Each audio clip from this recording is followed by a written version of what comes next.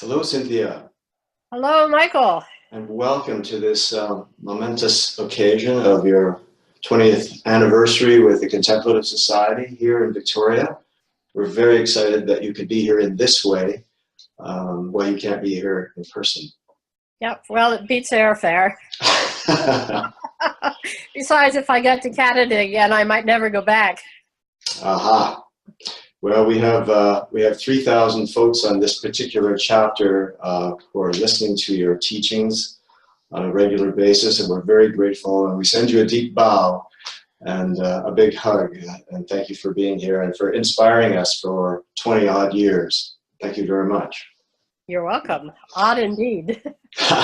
So if I can go back prior to the beginning of the Contemplative Society and ask you if there was a certain turning point in your life or a epiphany of sorts that led you into teaching. Was there something that brought you forth into this role? Well, I had started life as a teacher in years of my adult life, teaching English to students trying to, it was essentially remedial college prep English for students who had been admitted to one of the very prestigious little small colleges around Philadelphia without the qualifications. So teaching was in my blood. And it was more like the time of moving to Swans Island in Maine to be a homesteader and then to become a hermit and then to go and work in centering prayer and really dive into the spiritual journey was an interruption from what had always been the kind of primary track. So the teaching fell back together just really by necessity once we got me installed in British Columbia, because the whole idea was going to be that I was going to be the hermit. And it still is the great idea, but we soon discovered that the startup grants that had been put together would last for a year at best, and that the only possible way to keep the Contemplative Society rolling was to essentially make it income producing. So our most available source of income, as well as spreading the mission, was to give seminars, retreats, and teaching seminars, and so that's what happened. I see. So were you discovered by a group of people here on Salt Spring Island? How did you finally get together and source this? Well, it all started with Margaret Haynes, God rest her soul, who was a Salt Spring Island lady, very, very committed Tibetan Buddhist, as well as a very, very committed practitioner of centering prayer. Very deep in both paths. This was basically the late 1980s and 1990s. So when the Anglican parish of Salt Spring Island had amalgamated and was building its brand new church, the All Saints, they wanted to have a ceremonial opening event.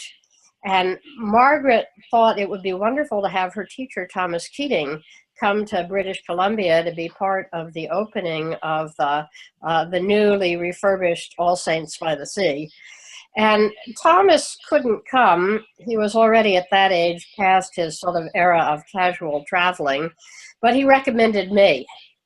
So I was sent off in I think it was 1994 to give a parish weekend on centering prayer and contemplation as part of their sort of a lecture and retreat series they were putting together. And things started out of that people liked the retreat, and then they organized to have me back. I think the first thing that brought me back was not so much teaching centering prayer as my old career as a medieval dramatist. And the church wanted to put on one of the medieval cycle plays, again, as part of its continuing celebration of the new church, the new beginning. So I came back to do to be the director of the play of the creation, a 14th century mystery cycle play. And along the way, we got the centering prayer group toned up. That was already in existence. Margaret Haynes had set that up. There was a fiercely loyal little group. But the teaching and the spiritual journey work expanded out of that part and parcel with doing the play. So it was very Salt Spring Island based at the beginning. Margaret and her dear partner in crime and fellow Scots, Sandy Gordon, really shepherded the little contemplative presence there. Wonderful. And so at a certain point, you stayed here for a while and you did not leave. Well, it wasn't quite that simple. I left and I came back. The ball began to get rolling. I came up and then did an extended residency in May, June of 1996, putting on a play I'd actually written, the Voyage of St. Brendan, in imitation of the medieval mystery cycle art form. And also, in what was beginning to be our template at that point, teaching contemplation, centering prayer on the side. So when that was happening, that was a good long residency for 6 weeks or so in spring of '96. And the talk began to get rolling about, wouldn't it be good to have me come up here, spend the whole time, be the hermit, the hermit in residence of the All Saints Parish. So that conversation got underway. And, I see. And then I headed back to Colorado where I was living, and it was sometime the following spring of '97, that the pieces fell in place for me to come up here. And at that point, it was applying for the permanent resident, do all the paperwork, do all the, and trying to fund the society.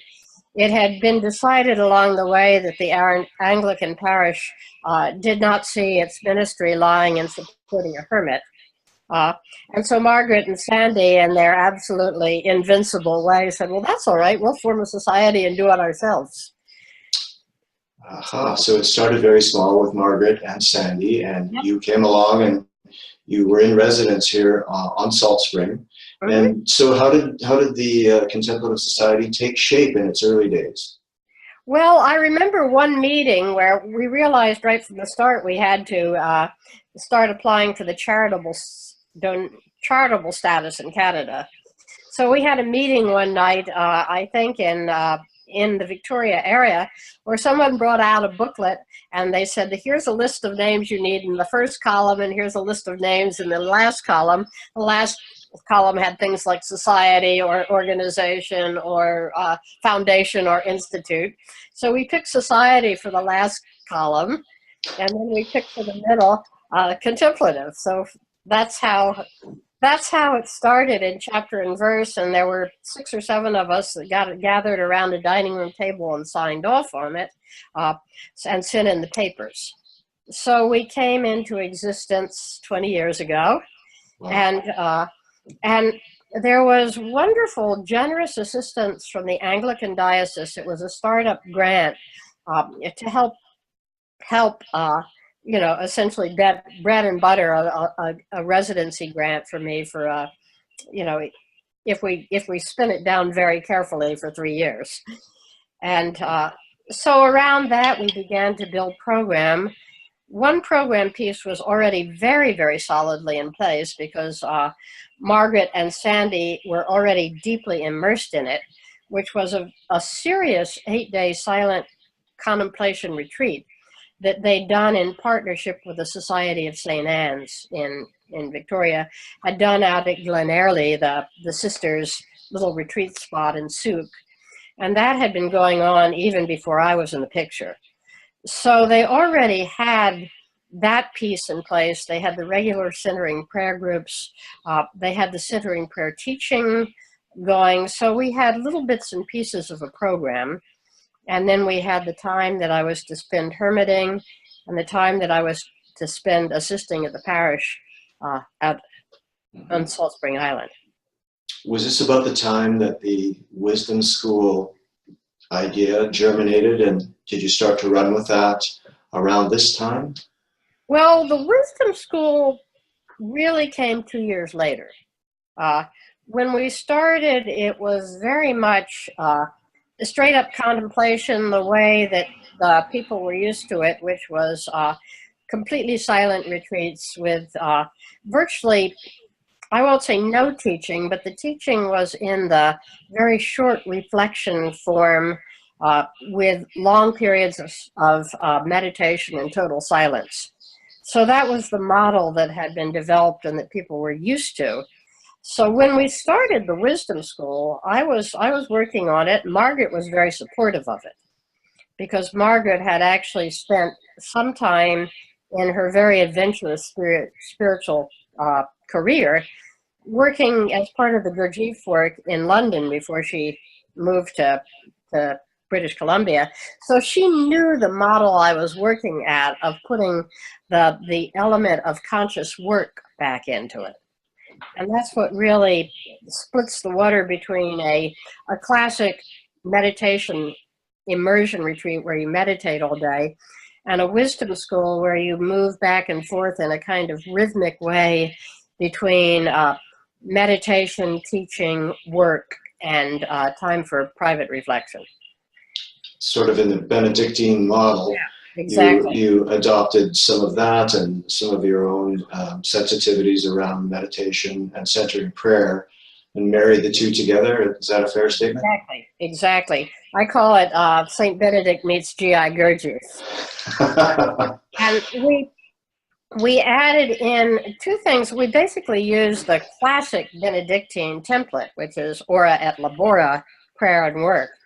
But we added in from the Gurdjieff work the whole idea that the work wasn't just going to be do-gooder work, but was going to be conscious work, what would now easily be recognized as mindful work. But the term hadn't been invented back then. And we added in the increased emphasis on sitting meditation, which is not actually a part of Benedictine tradition.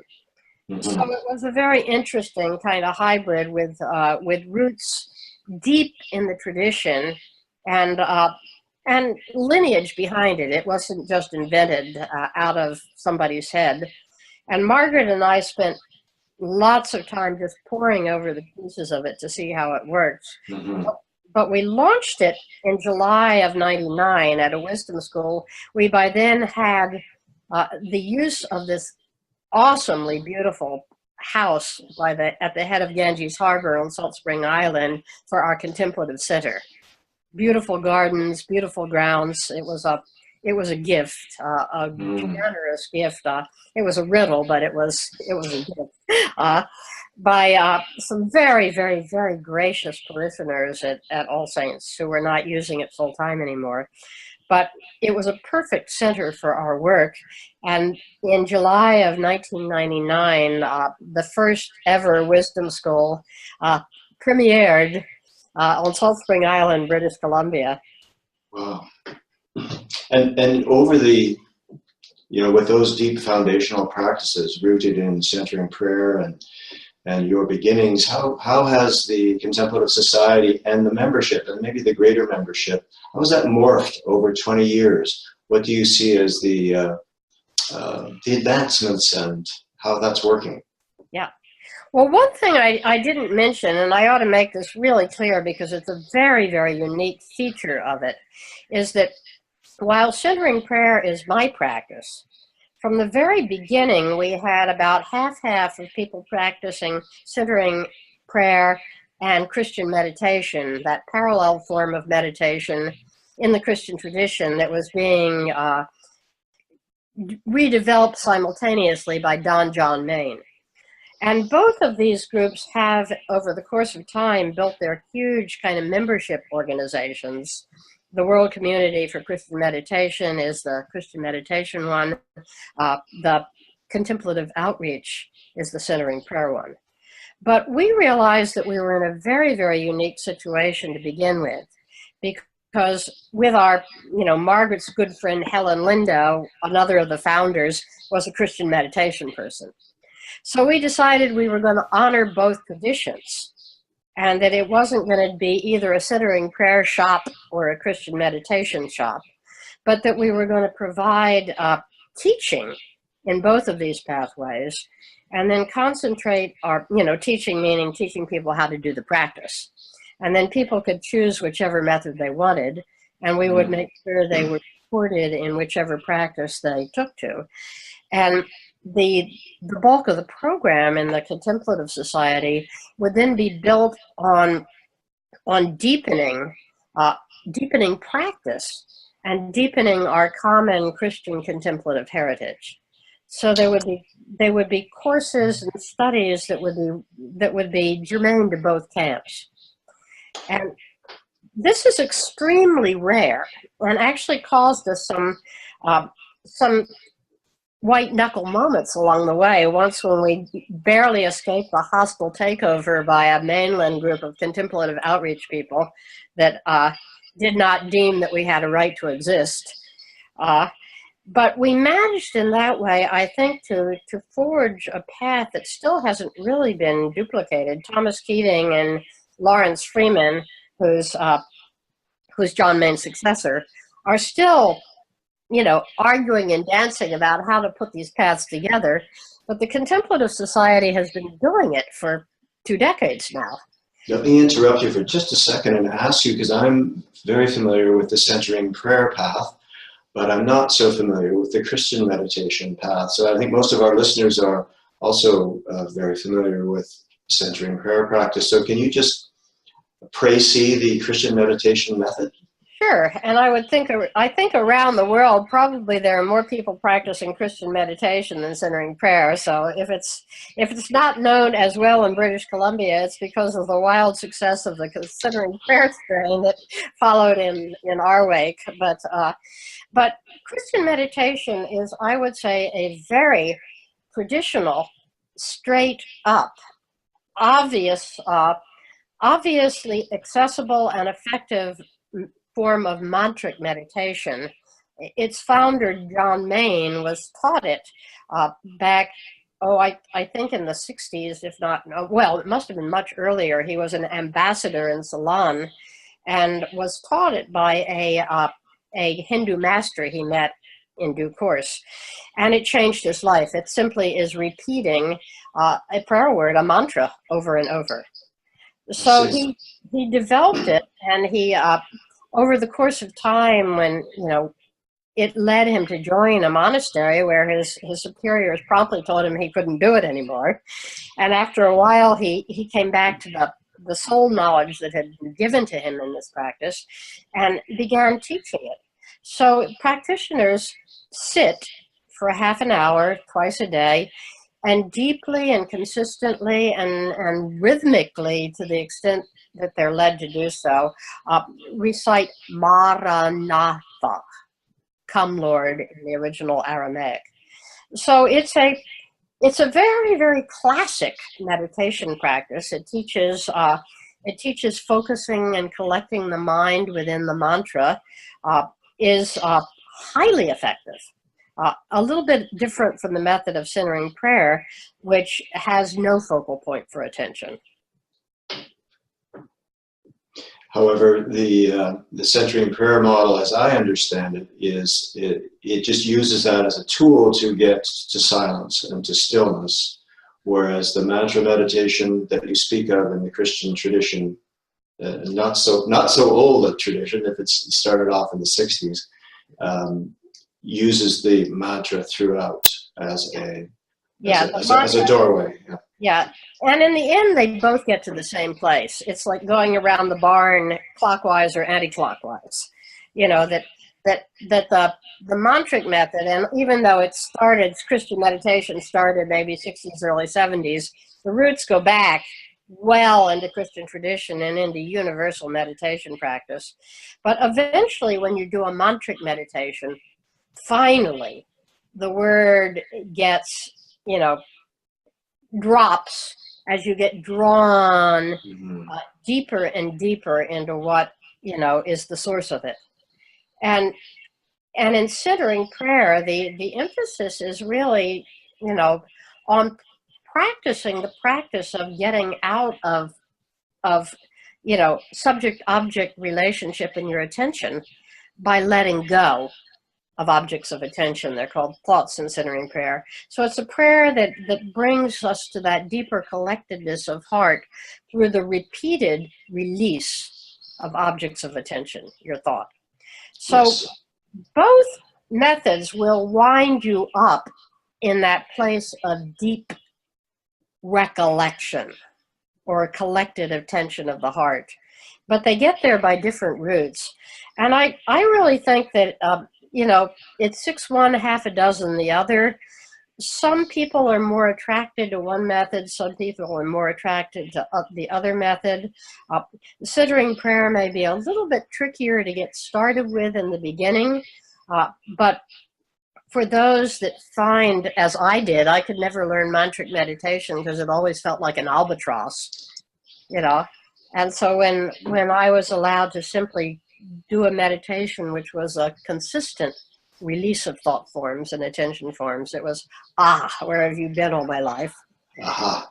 But some people, particularly people whose minds are already sort of overstimulated and flying in all directions, or who have deep fog banks of anxiety just below the surface, find it's very, very comforting and steadying to have a mantra, like a handhold, and Just to hold on to, yes. And to keep attention steady and to come back to it. And it is the classic way you begin meditation in virtually all the other parts of the world. So I think they're both wonderful methods. And what we discovered to our amazement when we started doing our deep 8-day silent immersion retreats is that a room that's about half-half of considering prayer practitioners and Christian meditation practitioners energetically really reinforces itself.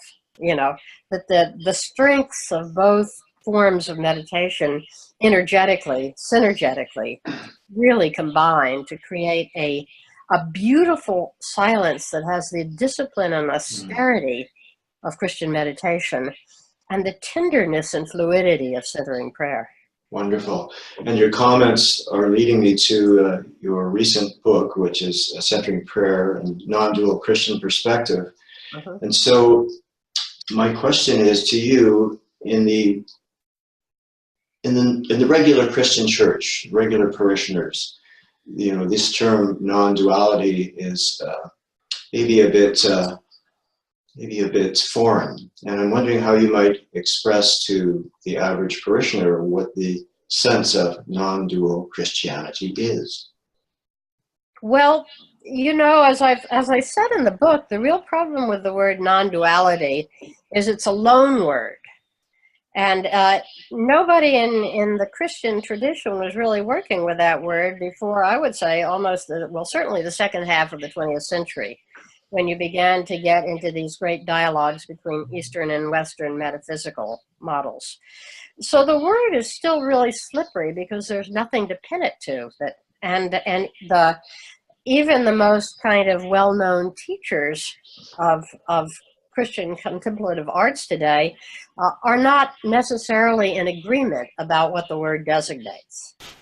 So I would actually say it's probably better not to, as your so-called average parishioner, not to use the word at all. We find this very much. I'm working with Richard Rohr in the Living School at the Center for Action and Contemplation, and we start out in the first semester giving them a course on non-duality, and I would say that for about 80% of them, it just lands people in their heads. Because it's a concept that you have to live your way into. If you're able to start by the embracing of paradox, you're going in the right direction. It's a good, strong sense. When you begin to sense that the world doesn't have to be ordered, so it's either this or that. When you begin to see it's not black or white. And when you're able to see that something will enter in often to the holding of opposites, that doesn't resolve things in the usual sense of, we've got the solution, but brings a new dimension in which there's space for everything to exist, so that oppositionality is no longer seen as threatening.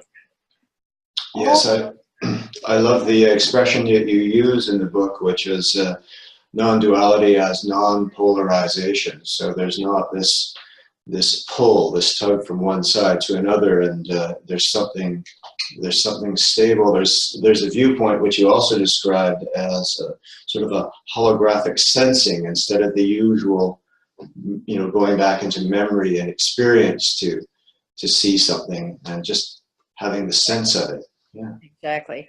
Well, a lot of the learning, you asked me earlier about 20 years with the Contemplative Society, and I don't want to lose track of that because the whole years were a rapid growth for me. As I started from teaching centering prayer and working with some of the courses that Contemplative Outreach was putting out, to more and more watching and getting feedback as we began to pull together a small little wisdom group. And one of the things that I began to realize was that the steady practice of meditation was changing how people thought, not what they thought, but how they thought. And what was happening in our groups was that steady, regular time of entering that place of the heart, bringing the mind down into the heart, as the Eastern Orthodox call it, that's part of the method of meditation, no matter how you do it, was knocking that divisive, confrontational edge right out of people. And was also, it was increasing paradox tolerance, was increasing process tolerance, and was also radically increasing a kind of voluntary attention or collectedness, so that people could stay present, so that they didn't feel like they needed to jabber or argue at every moment, that they didn't need to solve things verbally at every moment. And the kind of delicious way of understanding that began to grow up in the groups that were really based in, beginning with meditation and that practice was central. It was so refreshing and so intoxicating, if you might say it, that it became more and more difficult for me to spend any time in parishes and seminaries at all, in places where people were not starting the path of knowledge with regular meditation. Because I found that out there in the intellectual world, and particularly the seminary theological world, the mind was confrontational, it was oppositional, and the attention was involuntary. I mean, it would be pulled instantly to whatever stimulus was there next. So there wasn't enough depth and collection there to really ponder things and work with them in the way that I was beginning to get spoiled with in the times working with our little contemplative groups in British Columbia. So I understood more and more that we were actually slowly developing really a contemplative being. We were actually creating being in people, and that it was a wonderful, rare, beautiful thing to watch the people grow, to watch their responses to life situations grow and deepen, to watch the creativity and the intelligence and the handling of difficult situations. And I began to see that as the real fruit of what we were doing. Well, you've certainly just explained the question of how the Contemplative Society has morphed over the 20 years. You've just given a sort of a living expression of what you've seen and what you've seen with the people that attend the wisdom schools and, with this greater community. You also mentioned that it wasn't particularly attractive for you to be in the mainstream liturgical Christian situation. It was more attractive to be in the wisdom school environment. And so may I ask about what's happening in the church? Because I think that you have been a champion of rebirthing the church and bringing these symbols into people's lives so that they can, there's a lived presence of the Christian love and ideals. So how is that working out in the church? Are you still hopeful that there's a rebirthing going on in the institution that way? Well, I would say there's no such thing as the church. I'm very, very attracted to a model that I read by one of these fourth grade characters. I think it was Boris Moraviev who first laid the words out. But the words exoteric, mesoteric, and esoteric. And he says that there are really three levels or three paths inside any kind of church. The exoteric level is the storefront. It's the external church as we know it. It's probably what you mean by the church. And it's concerned with rituals, doctrines, and basic ethical and scriptural training. So it's the gate. It gets people in. But once they're in, the next level, the mesoteric, is all about practice. It's all about going deeper. It's all about growing being, if we can use that terminology. It's about, okay, well, these are the teachings of Jesus. These are the Beatitudes. Well, how do we do them? You know, love your neighbor as yourself, maybe tomorrow. You know, in other words, it's the path that connects the dots. And then the esoteric is not, like many people think, secret formulas that are hidden from the multitudes. It's rather seeing how the whole thing fits together to, as T.S. Eliot said, come down to where you were before and know the place for the first time. So it's seeing the jeweled profundity shining in the very simple. So, you know, to come back to that model, what I discovered through the Contemplative Society was the first taste I had of mesoteric Christianity. And we brought it into being, and I really feel like my mission field is mesoteric Christianity. There's lots and lots of people tending the exoteric church and doing it well, or doing it badly.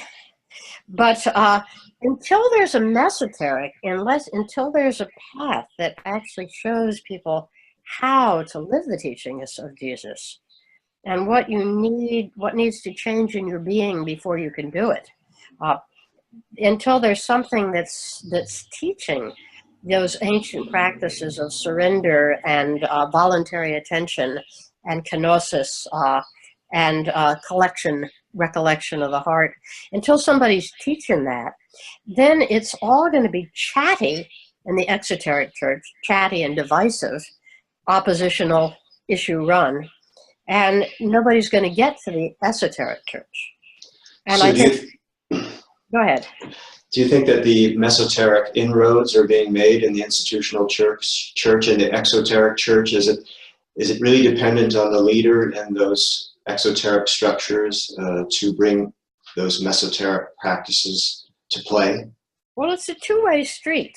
And it's kind of interesting that, particularly in the States now, we've got quite a number of church leaders, like bishops and things like that are actively engaged in wisdom schools and wisdom teachings. And not just sort of writing them up and inviting parishioners to go, but actually coming for the whole thing, clearing their schedules, and they're at wisdom school.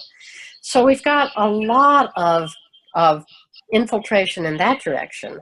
The other thing is that the mesoteric church works much more at the energetic level than the exoteric. The exoteric is all about programs and doctrines and initiatives.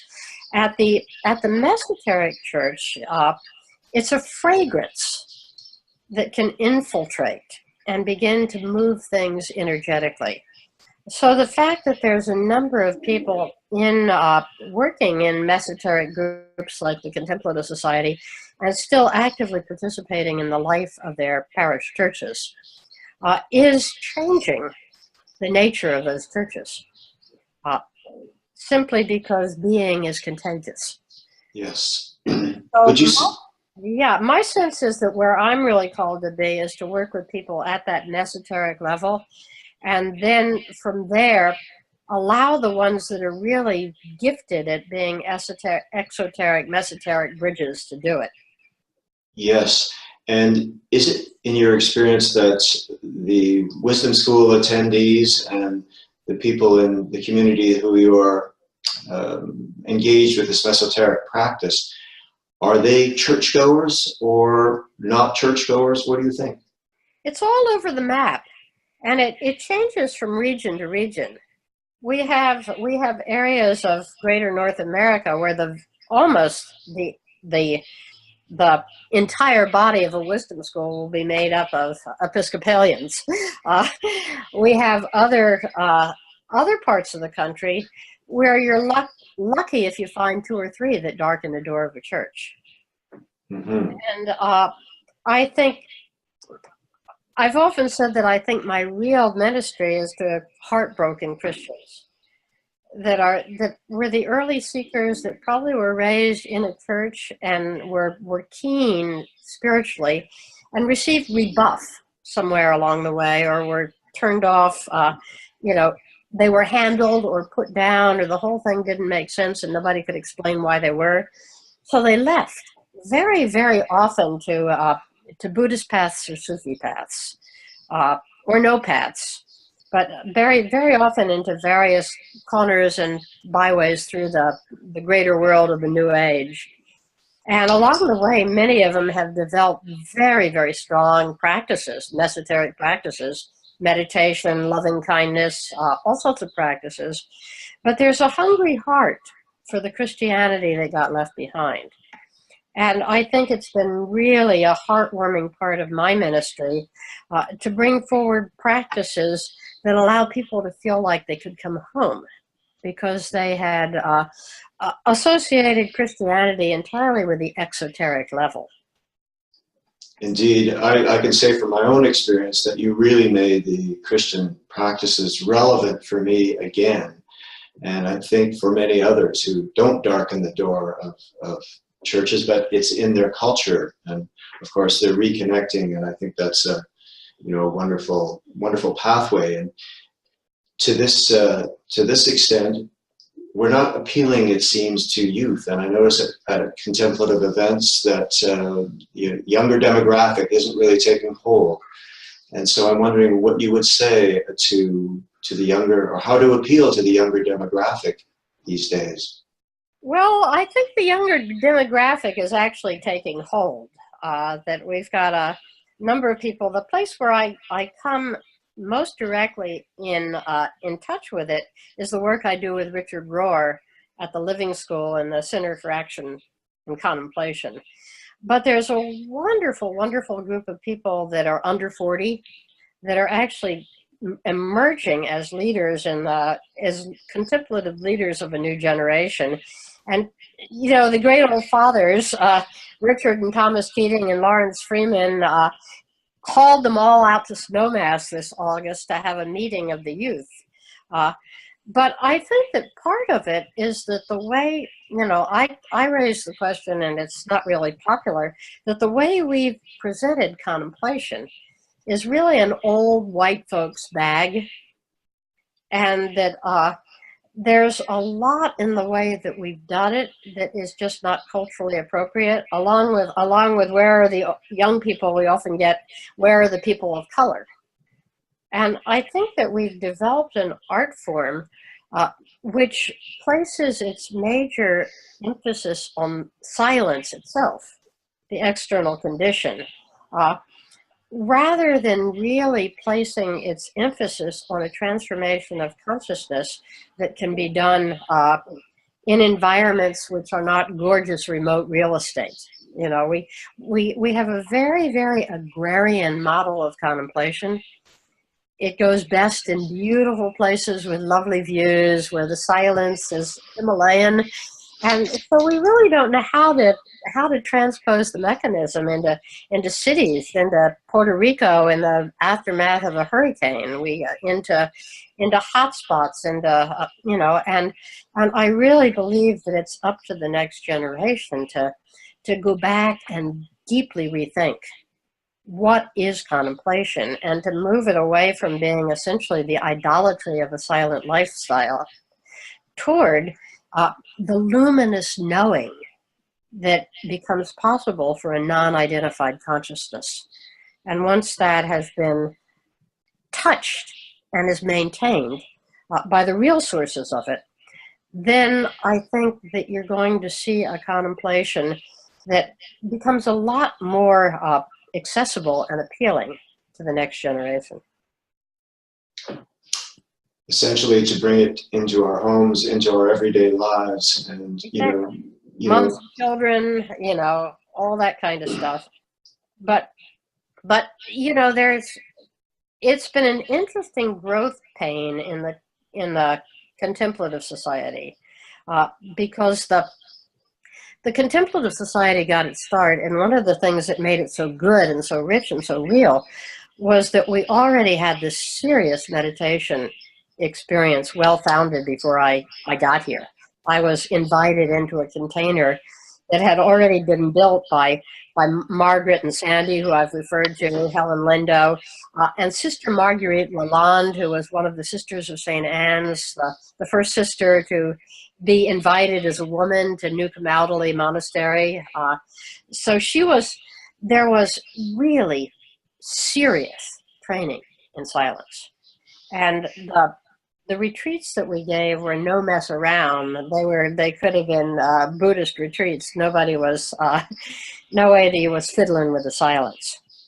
But so it's been very, very difficult in the group to move toward a more wisdom school model. Every time we have a retreat, we'll have at least a half a dozen people say, there's too much silence, or there's too much noise, there's too much input, there's too much teaching, we want silence, we want only silence.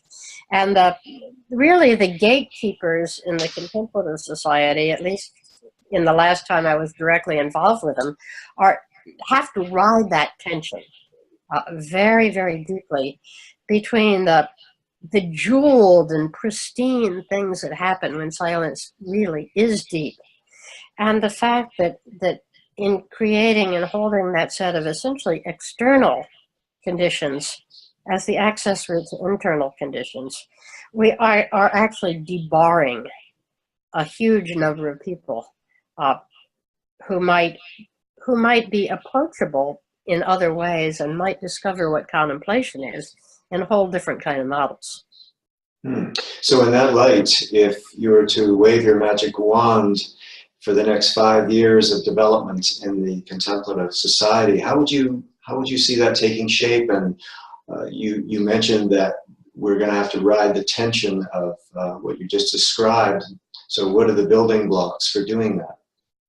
Well, I think one of the building blocks is, as the program committee looks and realizes that we need different kinds of retreats and offerings. There need to be some kinds of offerings that are specifically geared towards developing silence, deepening silent presence, and they should be offered regularly. And they actually are being offered, and one of the neat things is that we have such a group of mature contemplatives that have come along in the Contemplative Society that you don't even really need external retreat masters to do it. It can self-run, or it can run by a member of the group. And then there's teaching retreats, and there's wisdom schools. There are slightly different models. The wisdom school has the conscious work in it. The teaching retreat doesn't officially have work periods in it, but it has more teaching than would be the optimal balance when you'll have 2 good teaching sessions a day of an hour and a half apiece or so, which is more than you would get on a meditation retreat. So the idea of really understanding that these are complementary practices, they're not either or, but that what we're trying to ground is a flexible person, is not a person who can just dive in and disappear into silence, but who can stand up in front of 180,000 people and make a pitch for being elected, prime minister. We need leaders that can carry, that can shape, that can turn on a dime, that can move back and forth between the quote sacred and secular worlds, realizing that sacred and secular don't mean anything, only being means something. So perhaps with this 3-pronged approach, retreats in silence, teaching retreats, and more of the work meditation period combines. With that 3-pronged approach, perhaps leaders will come forward and the 5-year plan, if there is one for the Contemplative Society, will take its course rather naturally with the strength of these leaders and with this three-pronged approach. Is that a fair statement, Cynthia? I think it is, and I think it's also fair to look at the places where if more young participation is a stated value, it's to look at the places where there's already some sort of critical energy happening, around UVic. We're really, really lucky because we have such a gifted young millennial administrator. And to really encourage, I would really encourage you the next time Matthew Wright comes to your part of the world, to put together the groupings, some opportunities for younger contemplatives to talk, to meet, and maybe as parallel tracks, so that because the retreats themselves have their clientele, and it's a wonderful clientele, but it's really hard for new people to push their way in sometimes. So, rather than going to a retreat center, a bar just off the UVic campus, wherever, to allow it to allow the younger generation to have the space to invent the art form that's going to hold it. Because, Indeed. Because trying to stuff contemplative into the old structures that our generation has been used to recognizing it in, those are probably not the right structures. For one thing, the way the retreat schedule has morphed over the years is so old. Everybody gets grumpy if you do anything after 9 at night. And yet you won't find a millennial awake before 9 at night. And when they had a spontaneous meeting of the group at the Wild Goose Festival a year back, it started to get rolling at 11 p.m. and would go on till 3, So it really is, I think, creating both the space and the invitation for if the young are really going to take the ball, to give them space to reinvent the structure and the art form, not just to fill it with new and younger faces. Beautiful. That's very well said. And is it incumbent upon the elders of the Contemplative Society to raise their voices a little bit? And, it seems like it's quite a, insular group in some ways, and there's a bit of a schism between the traditional church and smaller contemplative group. Is it incumbent upon the young, the membership to raise their voices at all? Do you think that that's something that we need to pay attention to? Raise their voices politically, spiritually, or how are you thinking? Well, just to spread the good news, to lead and to invite people into contemplative situations, into smaller groups, to encourage, to lead that way. Perhaps even to reach out to the exoteric church, as you have stated. I'm enough of a esotericist at heart that I don't think that mesoteric teaching is ever helped by advertising. That it's a subtle art of making available, and I'm not sure myself. I mean, I would not personally be right in the thick of a promotional campaign. Yes. Because I find that things tend to roll indirectly. They kind of circumnavigate. There's a funny little bouncing loop that actually a lot of it happens on the media. And I think one of the things that the Contemplative Society has that's I've just seen what an incredible tool it is the website. That we were the first in the game, and it's still recognized. The Contemplative Society web pages are recognized really as my flagship site. And we've watched when I've printed, when I've done blogs and shared it with a couple of my United States sites, the number of hits and the kind of conversation that is enjoined by the Contemplative Society is way out in front of anything. People love the site. The tape ministry that goes on through there, that's now MP3, is fantastic. It's filling a niche that's not being met anywhere else. So I think to consider that rather than that the front line in making your voice heard being to put placards up in churches, it may be that it's just to continue to more selectively increase the media presence, the internet presence, which is where you're going to get the millennials anyway, because they're not going to be looking on church bulletin boards, guaranteed. And I think it's to target with people that are, to partner with chaplains, to partner with the people that already have their access into places of aliveness. And I think really within churches to realize that there's going to be some hungry people that are looking for a more mesoteric expression of their faith and to be alert to it.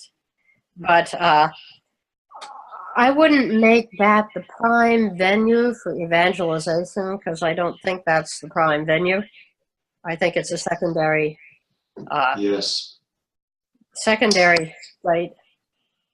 I hear you saying to set the stage, use social media, use the tools that are working really well, and forge ahead with good partnerships, as you mentioned, with key people really in the community, and just the word shall spread on its own. For those who are oriented to having a look, they'll find us.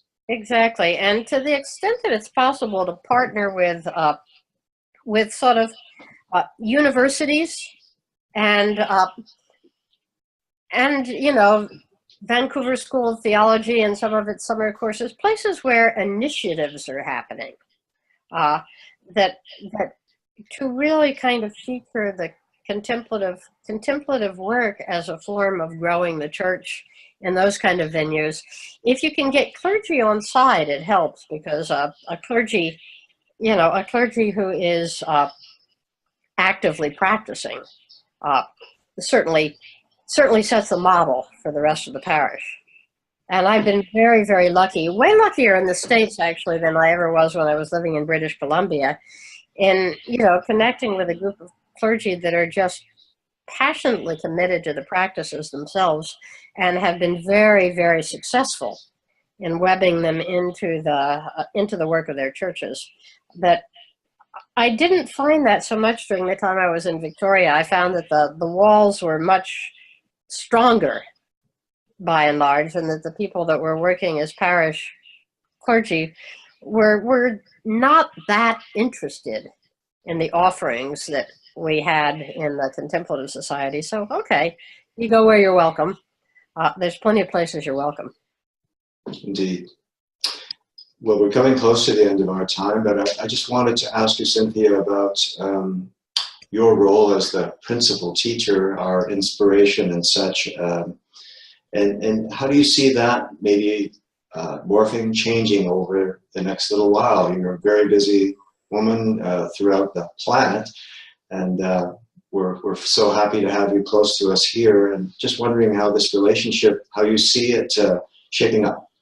Well, who knows where the future is going? I would say the Contemplative Society has had a amazingly loyal, maturing core leadership, and it does my heart wonders to know that some of the people that are listening up today were the people that were with us 20 years ago when it was founded, and the loyalty and the maturity vested in the senior leadership of the Contemplative Society is just a marvel, a deep, deep, deep gratitude in my heart. And I'm delighted that we have 2019 dates on the calendar. But meanwhile, I think all things will change. I've been threatening to retire for years, and I sort of think I am retired, at least the way compared to how I used to be. So I'm getting back as I can. But some of your explorations this year into looking at what is compatible younger talent, both talent that you import to be a sort of spearhead for the leadership, and talent you grow yourself, I think is really, really important places to be looking at, because you've got to Ultimately, the success of the organization beyond 20 years really will rely on a new set of people arising that have got the charisma and the vision and the boldness to inflame hearts and sort it out all over again. It doesn't have so much to do with faithful stewardship of a teaching as it was received from a preceding guru, even though, the faithful stewardship is an important dimension of it. But the being on the lookout for where the seeds are actually being planted, who the leaders are going to be, who are the people that draw a crowd, who are teaching, I think it's always important to be visiting the situation of what's the basic stance. Are the roots of the Christian community still essential? And I think that's a really important thing. One of the most powerful and difficult struggles we went through in my era was to fight that one through and come up with, yes, it is important. And that we are inclusive and open to various traditions, but we're not a interspiritual movement. Our roots are deeply within the best and the deepest of the Christian path. And of course, that's always opening for revisiting in every new generation. But that's the Contemplative Society we, of our generation, pass on to the next generation. And I think that kind of determination really sets your parameters in who you invite to be guest teachers and how you prepare those that are growing up from within in the ranks. Indeed. I'm sure that you will never retire. I think that you might just shift perspective a little bit. And just to that end, how do you see your own practice? I think people are always very interested in your own practice and the deepening of that practice. And, where might your shift of energy go in that regard? Well, it's hard to say. I mean, I'm at this point about 7 months into my 70 year, my year 70, which some will tell me is my 71st year. But I'm into my 8th decade, and it's way cooler than the one before it. The one before it was still sort of characterized with trying to be a dutiful servant and act like I was enlightened or something. At this point, I don't really care. It's sailboats, stack firewood, and just get into mischief. I've been amazed myself at, I've been far more politically vocal than I thought I would be. I kick myself in some ways for ever having come back to the United States at this point when I had a house in Canada. But the sense of being engaged and blessed to be on the planet and to be, sort of simply and fully human, whatever that means, is the direction. The practices are pretty much ingrained in me, but I do them for fun now more than for practice. I chant psalms because I like to more than because I got to do a half an hour of psalm chanting a day, because, so it all kind of gets integrated in a way that feels really fresh. Wonderful. Sounds like that three-pronged approach is forever in your heart, and you're going to take it all in and enjoy it all. Yeah, so, by 3 prongs, I will be reincarnated as the devil.